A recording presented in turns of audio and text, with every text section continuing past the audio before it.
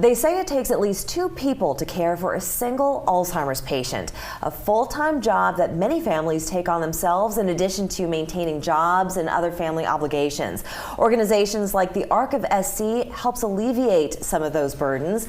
The organization's executive director, Michel'le Cathey, joins us with Barbara Felton, a family member who has benefited from their support. I want to thank you ladies for joining us. Thank you. So Barbara, let me start with you. In what way did you need the ARK's support?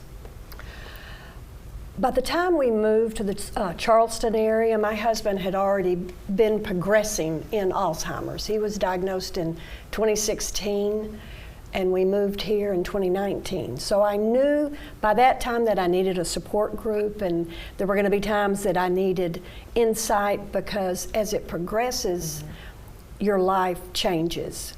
In the beginning, you're not so isolated, but it slowly isolates you and the person with the Alzheimer's from everyone else. So you're taking care of them from the time they get up, if not before, until the time they go to bed, plus try to do everything else. So I knew I needed help, and I had seen, I'm not even sure where I saw about ARK, and I contacted them, and they just couldn't have been better. So your husband was diagnosed in 2016.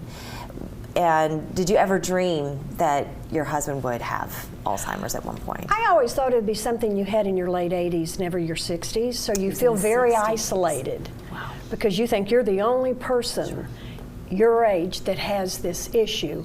And that's where the support groups come into being, because you find out you're not. That's right. There's so much out there, and you find so many people. And everyone just says, you know, here's a tidbit that helped me, and here's a tidbit that helped me, and you can give support to someone else, and it makes them feel good. So a support group is essential. Yeah. You really have to have a support group. Plus, ARK offered a course, and at that time it was through Zoom, and it probably still is, because you had people not only from the Charleston area, but from other areas, and that's a way to help the caregivers. I initially thought it would be something that says, here's your resources, but that wasn't it at all. It was how to take care of yourself so you can take care of others, and how to find time for yourself, because not only is that person being lost or erased, you're being lost and then hard to deal with. And then you can't help that person either. So No, when you you lose can't. yourself, they always say you have to take care of, number one, truly, first before you can take care of someone else. About how many people suffer with Alzheimer's here in South Carolina, would you say? So in South Carolina alone, there's over 23,000 people that suffer just in our area. In South Carolina, I think it's upwards of 80,000 people that suffer from Alzheimer's a year. And the ARK of SC, they cover several counties. Yes, so we serve 5 counties. So we serve Berkeley, Colleton, Charleston, Orangeburg, and Dorchester County.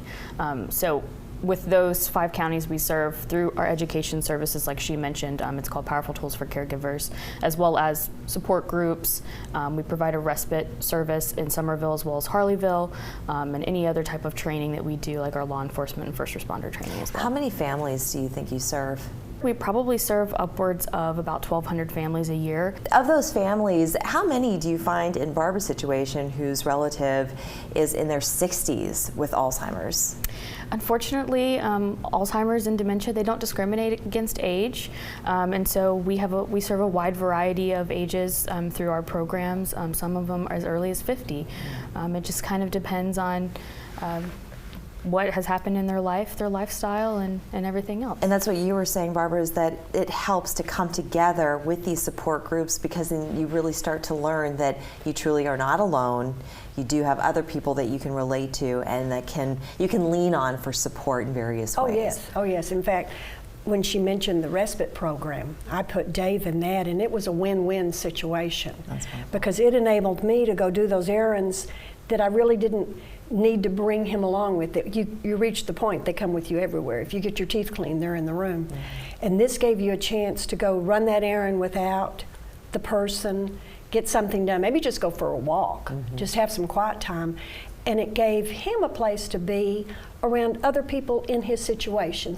You're so isolated, they don't have any friends. That's right. And when you go to this place, first off, the person that opens the door knows his name.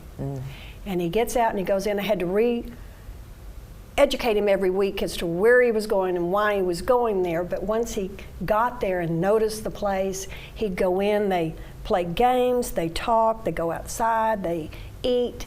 And every time I picked him up, he'd just be talking and laughing, and the person brings him to the car. And so emotionally for you, that was must be wonderful. such a relief. It was wonderful. I can only imagine. And that's why things such as the 5K that are coming up, Michel'le, is so important, because this helps raise funds so you can continue these programs through the ARK of SC. So when is the 5K happening this year? Sure. So this is our 23rd annual McElveen Race for the ARK. It's going to happen on August 27th, and it winds through historic downtown Somerville, but as you mentioned, it's one of our many fundraisers that raises money for our programs, such as the respite program and the education classes Barbara mentioned. How much are you hoping to raise this year?